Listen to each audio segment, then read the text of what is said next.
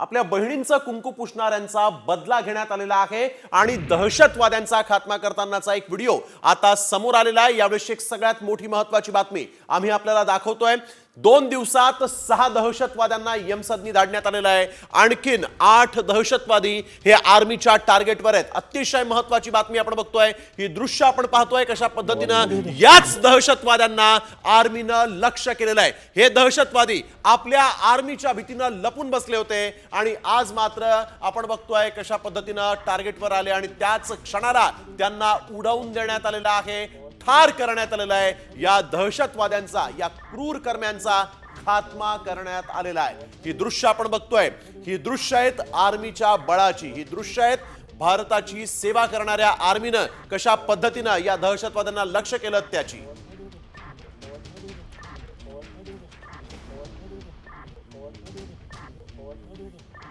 तर पहलगाम हल्ल्यातील दहशतवादी आमिर नाझीरनं याला ठार होण्याआधी त्याने आपल्या बहिणीला व्हिडिओ कॉल केला होता आणि हा व्हिडिओ आता समोर आलेला आहे। कुटुंबाने दहशतवादी आमिर नाझीर वाणीला शरण येण्यास सांगितलं होतं, पण कुटुंबाचं न ऐकता त्यानं सैन्यावर बेछूट गोळीबार केला आणि मग काय, गोळीबाराला गोळीनंच उत्तर मिळालं आणि बहिणीशी बोलल्यानंतर हा थेट नरकात पोहोचलेला आहे, ठार झालेला आहे।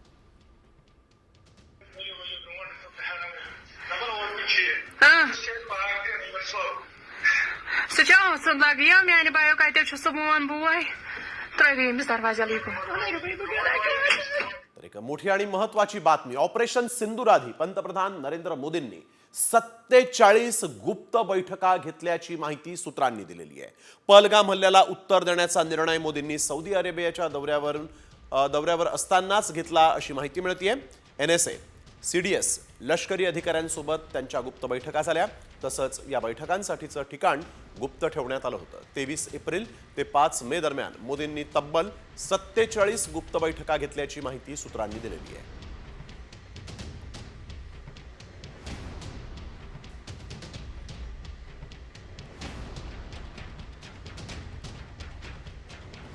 तर आणखीन एक महत्त्वाची बातमी यावेळेस आपण बघतोय, पाकिस्ताननं सातत्यानं अणुबॉम्बची धमकी दिली होती, परंतु आता या पाकच्या धमकीला आम्ही घाबरत नाही असं त्यांना ठणकावून सांगितलेलं आहे। संरक्षण मंत्री राजनाथ सिंग यांनी पाकला खडसावलेलं आहे आणि आज त्यांनी दहशतवाद्यांचं कर्म बघूनच मारणं हाच आमचा धर्म आहे असं देखील यावेळेस म्हटलंय आणि युद्धभूमीवर उतरून थेट आपल्या सैनिकांचं राजनाथ सिंग यांनी कौतुक केलेलं आहे, त्यांचं अभिनंदन केलेलं आहे।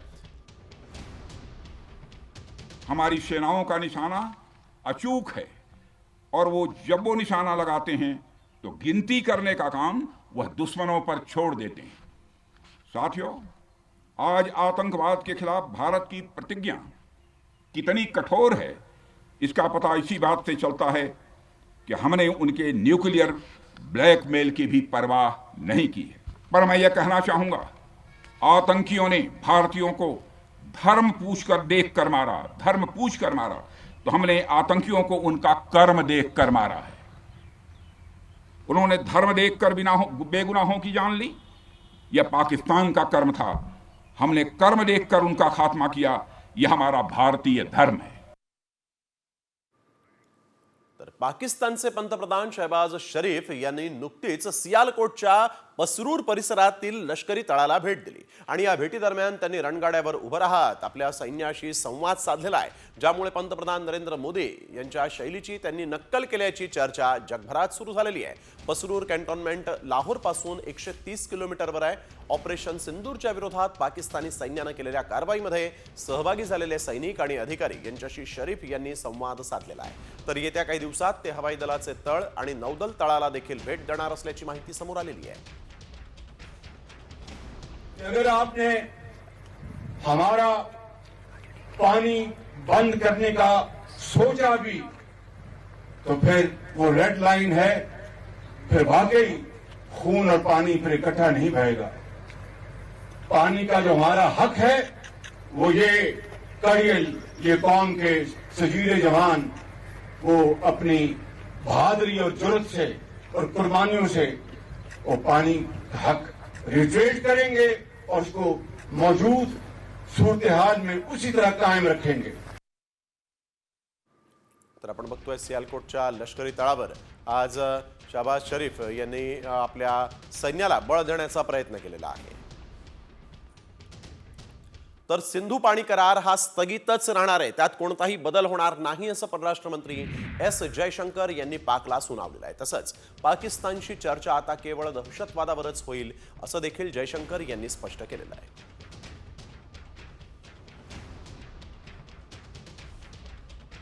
पाकिस्तानशी चर्चा ही केवळ दहशतवादावर होईल, सिंधू जलकरार आता पुन्हा नाही असं देखील त्यांनी ठणकावलंय. The Indus Waters Treaty is held in abeyance and will be continued to be held in abeyance until cross-border terrorism by Pakistan is credibly and irrevocably stopped. I think the Prime Minister made it very clear that the only talks with Pakistan will be on terror. That Pakistan has a list of terrorists who need to be handed over. They have to shut down the terrorist infrastructure. तर Indian एअरफोर्सनं 7 मेच्या रात्री पाकिस्तानात घुसून air strike केला आणि त्यावेळेस पाकिस्तान हा हल्ला का रोखू शकलेला नाही त्याची माहिती समोर आलेली आहे. आपण बघतोय ऑपरेशन सिंदूरवर भारतीय सैन्य दलाची ही नवी माहिती समोर येते. 23 मिनिटात पाकचे 11 एअरबेस आपल्या सैन्यानं उद्ध्वस्त केलेले आहेत. चीनी बनावटीची एअर सिस्टीम जी होती ती एअर डिफेन्स सिस्टीम जॅम झाली होती. कारवाईमध्ये भारतीय वायुसेनेचं कुठलंही नुकसान झालेलं नाहीये, त्याची दृश्य यावेळेस समोर आलेली आहेत. ऑपरेशन सिंदूरवर भारतीय सैन्य दलाची ही नवी माहिती आपल्याला मिळतेय. 23 मिनिटात अवघ्या 23 मिनिटात पाकचे 11 एअरबेस उद्ध्वस्त झालेले आहेत. या एअरबेसवर कोट्यवधी रुपये खर्च करावे लागणार आहेत पुन्हा हे एअरबेस कार्यान्वित करण्यासाठी. आणि आपण बघतोय की कशा पद्धतीनं 23 मिनिटात पाकचा खेळ खल्लास भारतीय सैन्यानं केलेला होता. तर आपण बघतोय यावेळेस भारतीय सैन्यानं कशा पद्धतीनं ती 23 मिनिटं पाकचं नाक कापण्यामध्ये घालवली होती. इंडियन एअरफोर्स कडून पाकिस्तानमध्ये या ठिकाणी आपण बघतोय अत्याधुनिक सगळे रडार आणि फायटर जेट्स होते, मात्र त्यांना काहीही करता आलेलं नाहीये. तर आपण बघतोय भारताकडून पाकिस्तानचे रडार जॅम झाले होते, त्यामुळे आपल्या हवाई हद्दीमध्ये काय घडतंय तेच पाकला कळलं नाही. सगळ्यात महत्त्वाचं होतं आणि पाककडे चीनी बनावटीचे HQ-9 मिसाईल, बॅटरी आणि रडार्स तसंच भारतानं एअर डिफेन्स सिस्टीम देखील त्यांची जाम करून ठेवली होती. त्यामुळे काय घडतंय कळत नव्हतं. 23 मिनिटांमध्ये अत्यंत अचूकतेनं भारतानं ऑपरेशन सिंदूर मिशन हे संपवून टाकलेलं होतं. आणि आपण बघतोय की यावेळेस 23 मिनिटं फार महत्त्वाची होती. 4 दिवसांच्या संघर्षात पाकिस्तान पुरता नेस्तानाबूत झालेला आहे आणि भारताच्या या हल्ल्यात पाकिस्तानचं मोठं नुकसान झालंय.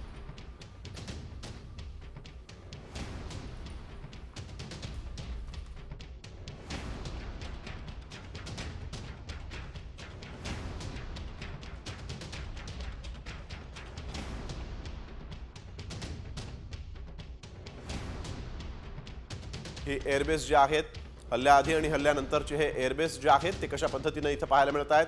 सुकर एअरबेस हल्ल्याआधी कशा पद्धतीनं होता आणि हल्ल्यानंतर उद्ध्वस्त झाला होता. तर नूर खान एअरबेस हल्ल्याआधी आणि हल्ल्यानंतर या ठिकाणी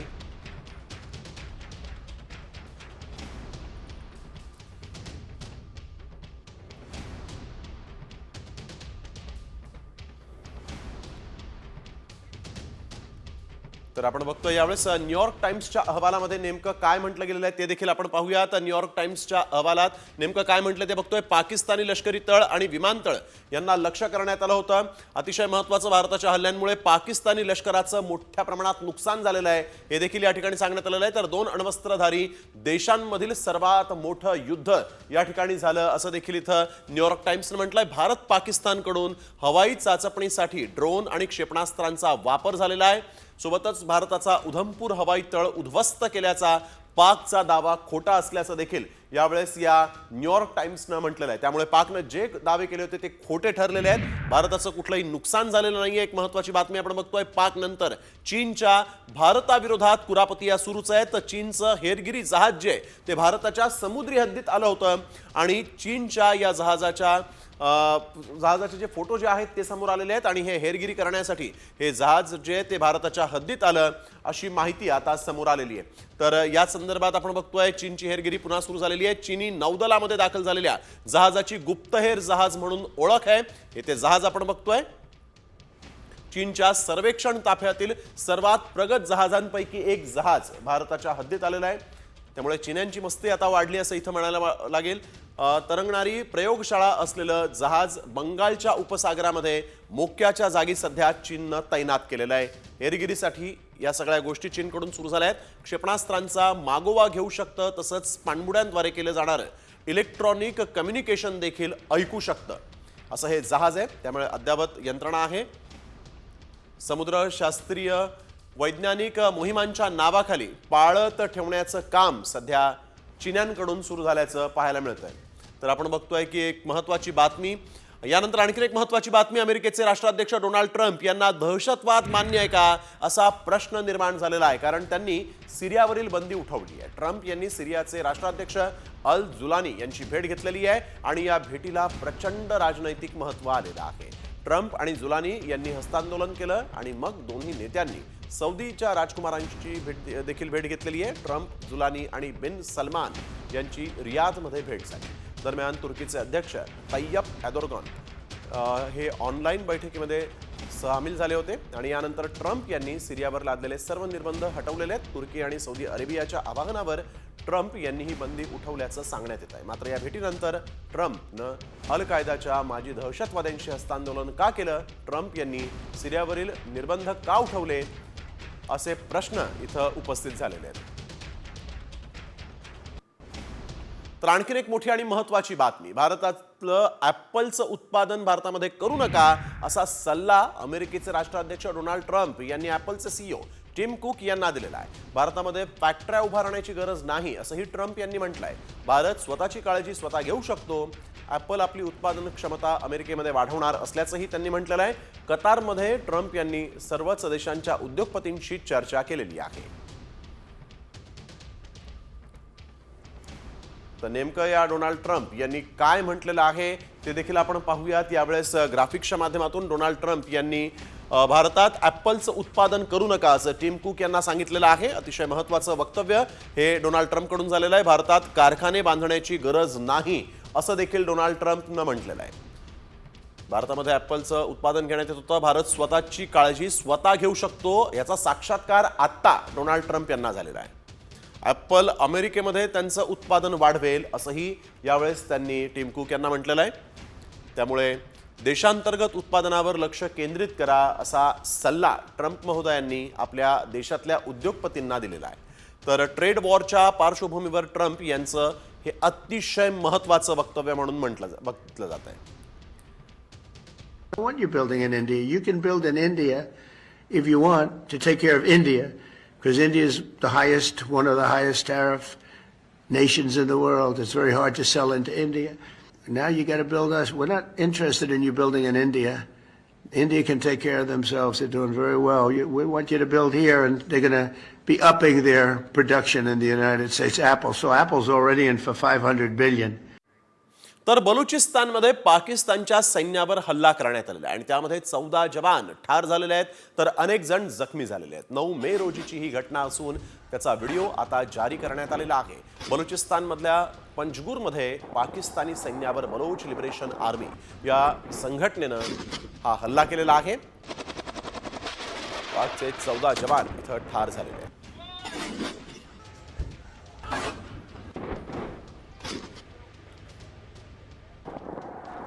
यानंतर पाहूया राज्यातली सगळ्यात महत्त्वाची बातमी.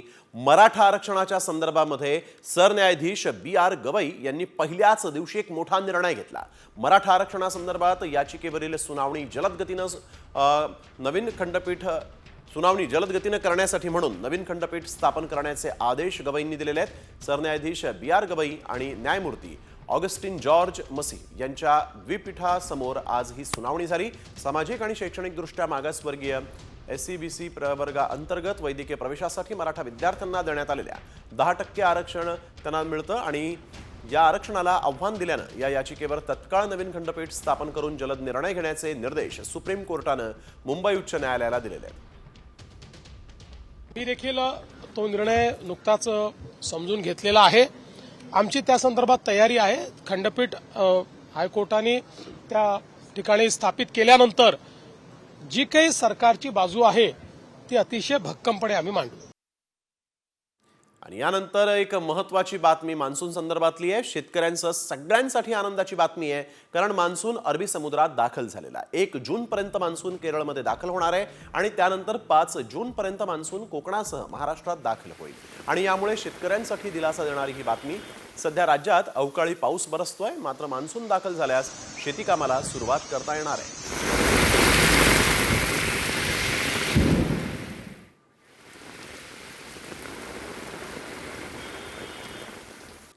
तर आपण बघतोय मान्सून जो आहे तो आता महाराष्ट्रामध्ये लवकरच येईल. अरबी समुद्रात दाखल झाल्याचे इथं दिसतंय आणि मान्सून आपण बघतोय 1 जूनला केरळमध्ये पहिल्यांदा येईल असं सांगण्यात आलेलं आहे. त्यानंतर 5 जूनला कोकण मार्गे मान्सून जो आहे तो महाराष्ट्रात दाखल होईल. तर 15 जूनपर्यंत मान्सून संपूर्ण महाराष्ट्र व्यापेल असं इथं दिसतंय. यावेळेसची आपण एक सगळ्यात महत्त्वाची मान्सून संदर्भातली ही अपडेट बघतोय. 1 जूनला केरळ, 5 जूनला कोकण आणि 15 जूनला पूर्ण महाराष्ट्रामध्ये यावेळेस मान्सून व्यापून टाकेल, मान्सूनचं आगमन होईल असं इथं दिसतंय.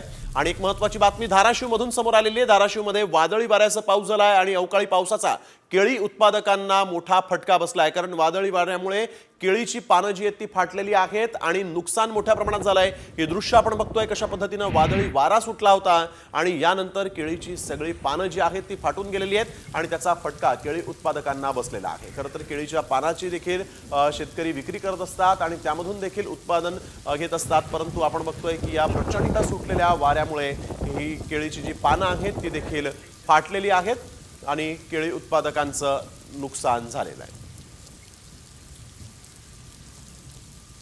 तर कोल्हापुरात अवकाळी पावसानं जोरदार हजेरी लावली. वादळी वाऱ्यासह कोल्हापूर शहराबरोबरच ग्रामीण भागामध्ये अवकाळी पाऊस झालेला आहे आणि यामुळे फळबागांचं मोठ्या प्रमाणात नुकसान होण्याची शक्यता आहे. कोल्हापुरात वादळी वाऱ्यासह हा पाऊस झालेला आहे. कोल्हापुरात अवकाळी पावसाला सुरुवात झाली आणि यावेळेस मोठ्या प्रमाणात वादळी वारा सुटला होता. वर्धा जिल्ह्यातील पुलगावमध्ये जोरदार अवकाळी पाऊस झालेला आहे. वादळी वाऱ्यासह अवकाळी पावसानं हजेरी लावलेली आहे. अचानक पाऊस आल्यानं व्यापाऱ्यांची मात्र तुरतीत तारंबळ उडाली. विजांच्या कडकडाटासह जोरदार अवकाळी पाऊस झालाय. तसंच वातावरणामध्ये गारवा निर्माण झाल्यानं नागरिकांनाही मोठा दिलासा मिळालेला आहे.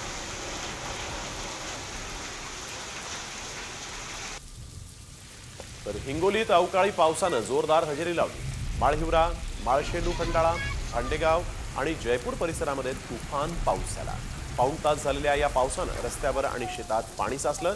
या पावसामुळे नागरिकांना उकाड्यापासून दिलासा मिळाला आहे. मात्र हळद उत्पादक शेतकऱ्यांची इथं धावपळ उडाली होती.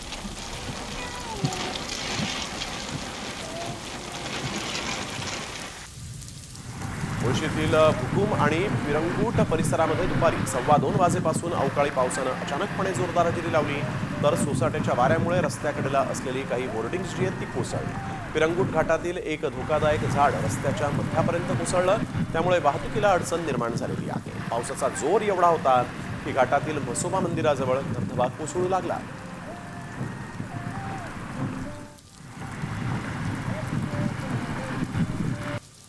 नंदुरबार जिल्ह्यात अवकाळी पावसाचं संकट ओढावलेलं आहे. वादळी वाऱ्यासह झालेल्या या अवकाळी पावसानं अनेक घरांची पडझड झाली आहे. अनेक घरांवरचे पत्रे उडाल्यामुळे संसारही उघड्यावर आलेले आहेत. अवकाळी पावसाचा केळी उत्पादक शेतकऱ्यांनाही फटका बसला आहे.